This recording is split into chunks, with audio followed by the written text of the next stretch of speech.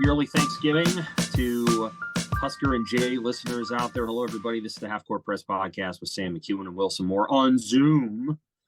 We're doing it on a Tuesday because Creighton will open its playing Kansas City on Wednesday.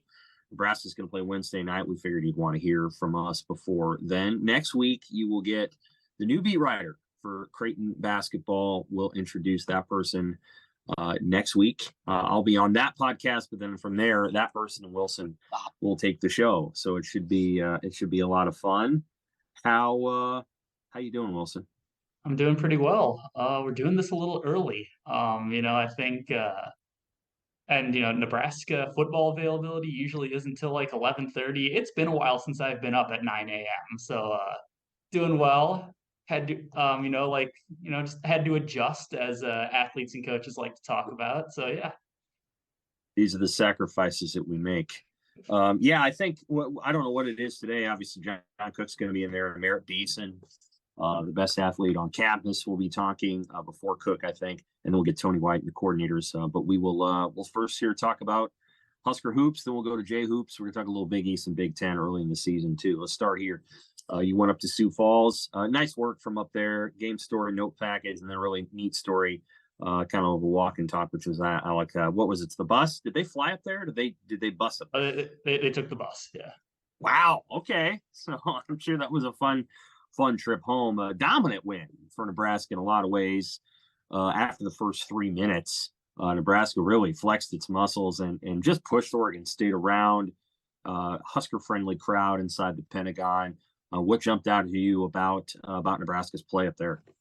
The way the Huskers played defense, they got into kind of a rhythm offensively. That was how they pulled away in that 18-0 run in the first half. But I think the bigger thing was just how much they shut Oregon State down for a real extended period of time.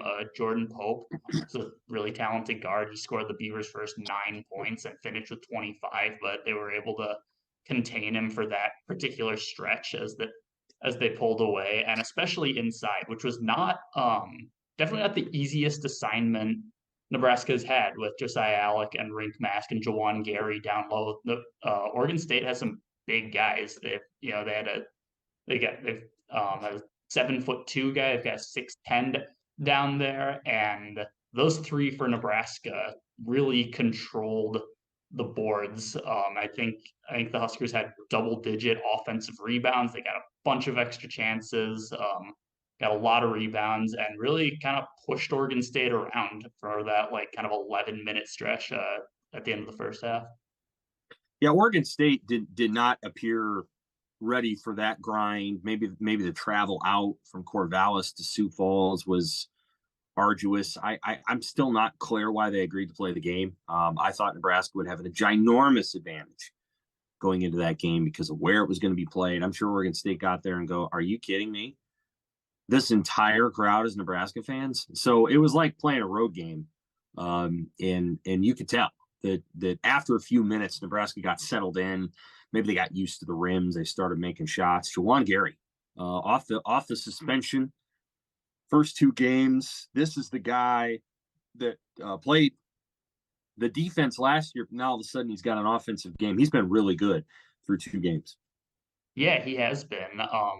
In ways I think we expected him to be, in ways that have been a little bit more of a surprise. We knew he was going to come in and grab offensive rebounds, get putbacks, just be energetic, and which is something every team needs. But he's shot the ball pretty well, and he's looked good doing it, which I know that's not analytical, but that's just the eye test. But he pulled up or didn't pull up, but got the ball in transition, stopped for a 3, and just drilled it for one of his baskets the other night. He just looked confident stepping into it. He did not look like a big man trying to step out and shoot a 3. It looked natural. He hit 2 in first game against Stony Brook that he played. So yeah, just if he's making jump shots and doing all the things he's proven he can do offensively and defensively, that really changes things and creates, puts another element into what Nebraska can do. Yeah, and I like the role that I think Alec is going to have for this team. I don't know that it would have been great if Alex asked to score 15 points a game, but what he's doing right now, if Bryce Williams keeps hitting threes and Rink Mass keeps playing the way he is, and Juwan Gary's not going to average 15 and a half points for the season. That's not going to happen probably, but if he keeps this kind of offensive game up, then it frees up Josiah Alec to do what he's doing. And what is that? Yeah, that's providing energy, that's getting rebounds, that's playing defense. Just the other day, I saw on Twitter someone quote tweeted the story. I wrote on him with a stat. Nebraska's opponents are scoring. I don't have the exact numbers, but it's a lot more points, like per 100 possessions, with Alec off the court than with him on it. And so he does a lot defensively. He can grab rebounds. We haven't seen a ton of a lineup Fred Hoiberg kind of teased at the beginning of the season, but I wonder if we will, especially if Gary is hitting jump shots, kind of big man bully ball lineup that has Gary, Alec, and Mast. I'm kind of intrigued by that, and I wonder if we're going to see more of that. Yeah, I agree. I don't think it's best if Alec carries the scoring load. He hasn't shot the ball from three particularly well. I know they were kind of hoping he would, but his past with that was mixed. He has shot like 35% in one season when he was at Kansas City. But yeah, just a lot of different things. He loves running out in transition. He can get him baskets. That the big dunk he had, he sets that entire play up where he tips the pass and then beats everyone else down the floor. So he can do a lot of things just with his hustle and energy. I agree with you. You know, they want their four, and Alec isn't necessarily their four, but Mast is, whatever you want to say. They want their four to be able to shoot threes. And since Hoiberg's got there, they've struggled with that. I mean, Breidenbach was supposed to be that guy. He wasn't that guy in Nebraska. I don't know what he's going to be at his new school. I haven't looked at his stats, but he wasn't that guy in Nebraska. They thought Lat would be that, and Lat should have been that. That's what Lat was brought here to do, and Lat was only medium consistency as a three-point shooter. So far, Rink Mass 28% from three, and Alec is, well, you know, I mean, he's 33%, but he's not taking the threes.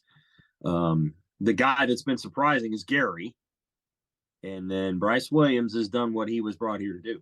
So if Bryce Williams keeps hitting 43%, that's where Andrew White was roughly at in his 1 year at Nebraska. If Bryce Williams does that, then you're in good shape. I mean, that's where you want Bryce Williams to be.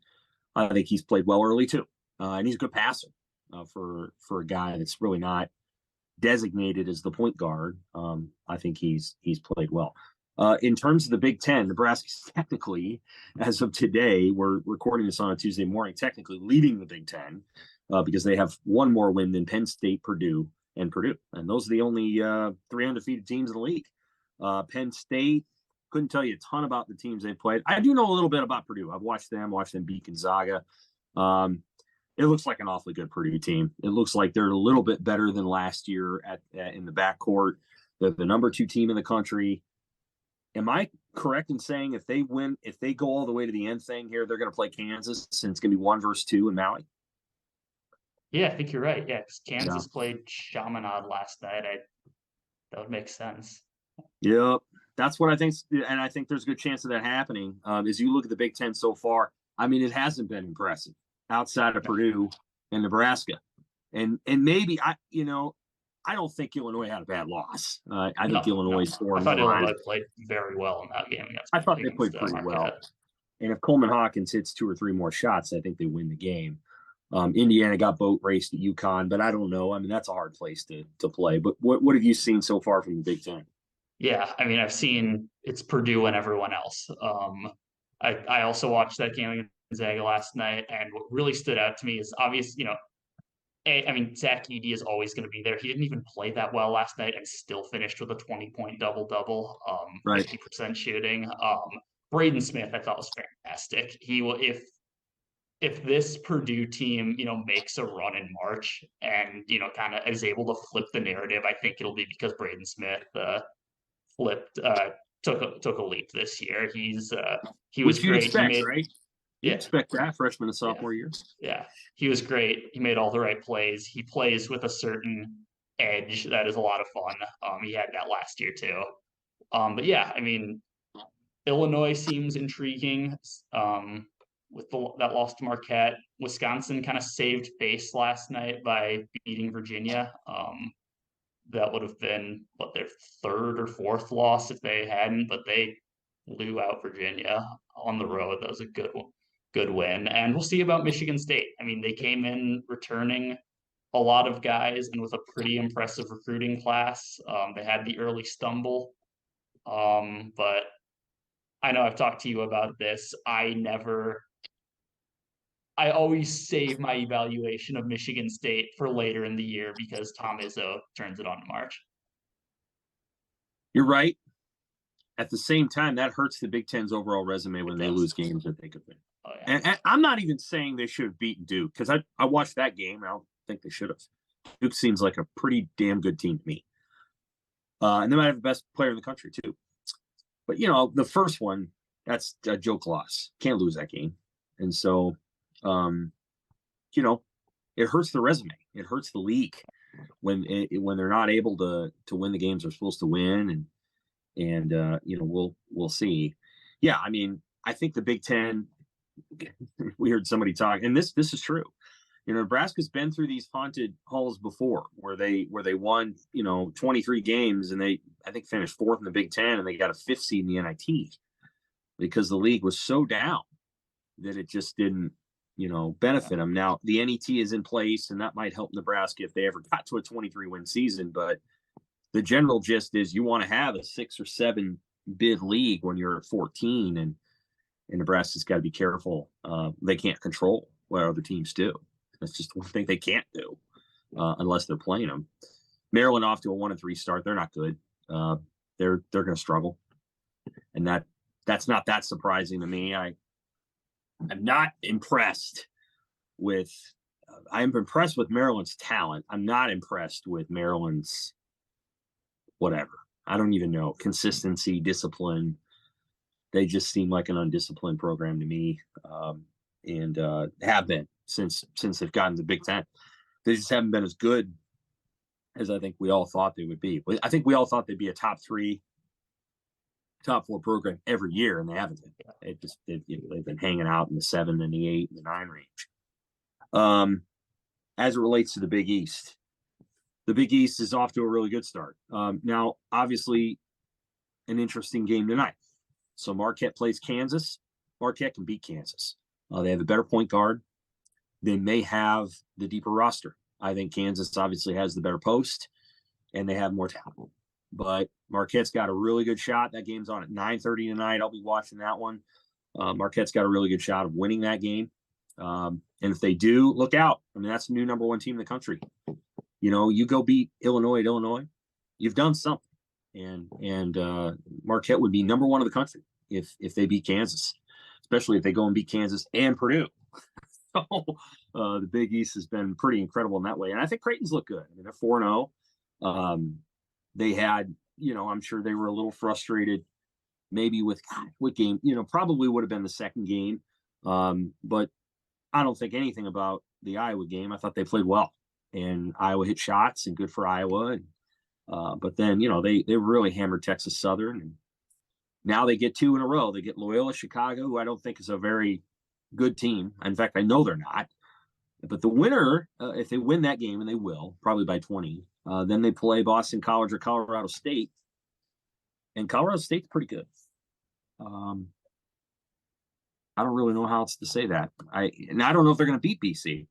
I think both teams are undefeated. But I think Colorado State's pretty good. Like they're good defensively.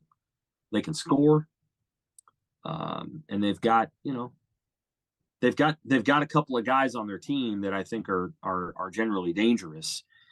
And people may forget this, but they lost, or they beat Creighton 3-4 years ago. People do not necessarily recall that, but they did. So it'll be kind of interesting to see if that game comes to pass in Kansas City. That game would happen on Thanksgiving Day And I don't really know how many fans they're going to have there on Thanksgiving Day in Kansas City for Creighton, Colorado State, if that game comes to pass. So, I guess we'll find out. But they've got, you can't sleep on that team. They shoot the three really well. Colorado State is a really good three-point shooting team. They're shooting the three at a 41% clip. How's that? Pretty good, huh? Not bad. They got one guy shooting 69%. Nick Clifford. He's shooting 69% from three. Isaiah Stevens, who's their best player, is shooting 50% from three. So some of this stuff's going to change. I mean, they haven't played very good opponents. They've played Northern Colorado and Wright State and a bunch of other teams that aren't very good. So, but UConn I didn't watch it, but UConn hammered Indiana. Yeah. And you've already talked, you thought Indiana would take a step back anyway. Yeah. They don't make enough 3-pointers. And unlike last year, they don't have Trace Jackson Davis to throw it down to get 2 points basically whenever they want.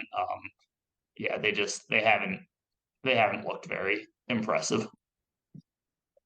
And UConn's good, man. So they beat Texas. I don't even know what version of Texas this is. I mean, it feels like they have guys that have been playing college basketball for 9 friggin' years, but UConn's good. They're good. And I think one thing I will say about them, and I'll be bowing out, Texas has Max Abmas and Tyrese Hunter. Okay. One thing I will say about UConn, and I won't be on this podcast much longer once we add the new person, is I think that, Adama Sanogo was a fine player. And Jordan Hawkins is darn good. I think that team was the sum of its parts in a lot of ways. And I was not concerned about losing Sanogo. I just didn't think that was going to be that big of a deal. I think he's a good player, but they got a guy that's just as good now there. And then they got another guy that's good too.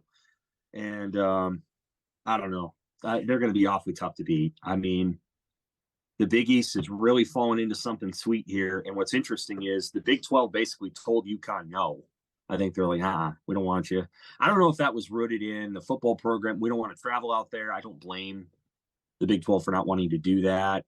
We don't want to find a partner. We don't want to add Gonzaga to this. We don't want to do whatever that. Let's just make this the basketball league for now. But UConn would have really, really taken that league by storm. And I know how good the Big 12 is, but they're hard to beat. I mean, they are a smothering program. The Big Three in the Big East are special. And then you got Providence, which I think is playing pretty well. Seton Hall's undefeated. Couldn't tell you a ton about them. St. John's is rocky early. That's pretty evident. That's gonna be a work in progress. They lost to Dayton. They lost pretty handily to Michigan. Now they got Utah, and their schedule's too hard. Wilson, it's too hard. They've got too many tough games. And I think Pitino set it up that way. And they're screwing around they're going to West Virginia, and they're playing neutral site games, and it's just so they're going to have a weird first half of the year, and then they're going to have to try to figure it out as the year goes on. But St. John's is expected to be a threat once they get into the Big East. I guess we'll see what happens there. And then as I look at Villanova, they lost to Penn, but they beat Maryland 57-40. Maryland's bad. Yeah. They scored 40 points in a college basketball game. That's not. I don't know how you can do that when they have like arguably the best guard in the conference and are still doing that. Arguably the best guard in the conference. Yeah, I guess so. They lost to Davidson, UAB. Next up to UMBC, and for veteran Husker fans, they remember the time that Nebraska lost to UMBC. I don't know that Maryland will lose to UMBC, but Nebraska once did. Maryland, Baltimore County. I think that's who they lost to. Yeah, for the first 16 seed to win an NCAA tournament game. That's right. That's good. I didn't want to end the podcast without mentioning the Nebraska Creighton women's game. You don't have to unpack this at all if you don't want to, Wilson. Both teams have important games this week. They have Thanksgiving tournament games. Creighton's going to play Michigan State, Georgia Tech, which is harder than what Nebraska's doing, which is playing Lamar and TCU. So Creighton beat Nebraska. You know, it's a game that Nebraska doesn't have a ton of time to sieve over, but Nebraska should have won the game. Creighton doesn't have very much depth, Wilson. They don't have much at all. In fact, they have their 5 starters. Their sixth player, who's Jamie Moran, got hurt. They don't have a ton behind her. When they had a player foul out, they don't have a ton. They just don't have a ton. And on some level, you know, the benefit of having the big 3, you know, Emma Ronsick and Morgan Malley and Lauren Jensen is great, but maybe you're not necessarily able to recruit, get players out of the portal because they're not, you know, you're not going to be able to get them in starting role. And so you're young outside of that group. And so they have to rely a lot on those starters, and that's fine. But late in games, when you don't have much depth, you get tired. And Creighton was tired. And Nebraska, even though they had some banged up players, was surging a little bit. And I'll tell you what, they got to the end of the game, and Nebraska just, you know, they didn't make the plays, and Creighton did. Creighton found that last little bit of energy, and they got a fast start, and then they held the lead the entire game. Probably shouldn't have. Nebraska probably should have come back and finished it off, but Creighton made the plays. And it's another game in the series where Jim Flannery's got his players ready to make the plays in the last 2 minutes. Nebraska does not have its players ready to do the same. And it's been a pretty consistent marker of the series. I'm sure Nebraska's going to kick itself over losing that game. They'll probably say that Jazz Shelley, if she doesn't hurt her ankle in the middle of the week, maybe she hits more threes. I don't know if that's true or not. I think Creighton just finds the way to win that game. And not sure how you allow the best player on the floor, and Morgan Malley is the best player on the floor now. In any time Nebraska and Creighton will play, I don't know how you allow her to do what she did at the start of the game. She scored 16 points, I think, in the first quarter. So I don't know how you allow that. You know, that's like the Trailblazers letting Michael Jordan go for 40 by half. I mean, it's just, you can't do it. And they did, and they lost. So this week is an important week for Creighton, and it's going to be a hard one because they go down to Cancun, which will be a great place to go. I've never been to Cancun. Have you been to Cancun? No, never have. Never been to Cancun. I know people who have. They say to go to Senior Frogs, but I've never been there. And this will be hard for that team because they're going to play 2 power conference teams that have more depth than they do. And they're going to have to find a way to win at least one. I don't know if they will or they won't. Nebraska, on the other hand, they're going to go to the St. Petersburg Classic and play Lamar and TCU, and I think Nebraska wins all those games. So it was an important game for Creighton. They needed to win it because they lost to Green Bay, and I just don't know if they can win 2 games this week, and they may not win 1. I don't know. They're going to be challenged, I think, in both games because of their depth. They got to find a way to develop a little bit more depth on their bench so that they can relieve these starters of a few minutes. I don't even know what it's like to play 30 minutes in a basketball game of clock minutes. Like, that's insane. You know, like, that's really hard to do. There's players in the NBA who do it with regularity, but that's not easy to do.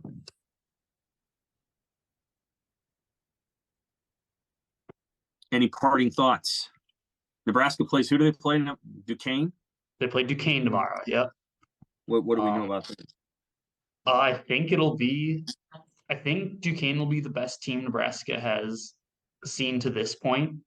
They blew out Ryder and Stony Brook, similar to how Nebraska did. You know, won both of those games by double digits against common opponents. They have 2 really talented guards that I'm interested in seeing how Nebraska defends, because they took kind of a defender by committee approach on Jordan Pope against Oregon State. So I'm interested in seeing how they handle it when there are 2 guys who can score from a lot of different places on the floor. And Day Grant takes 10 3-pointers a game. Yeah. That's a lot. That might lead the country. I figure it's close if it doesn't.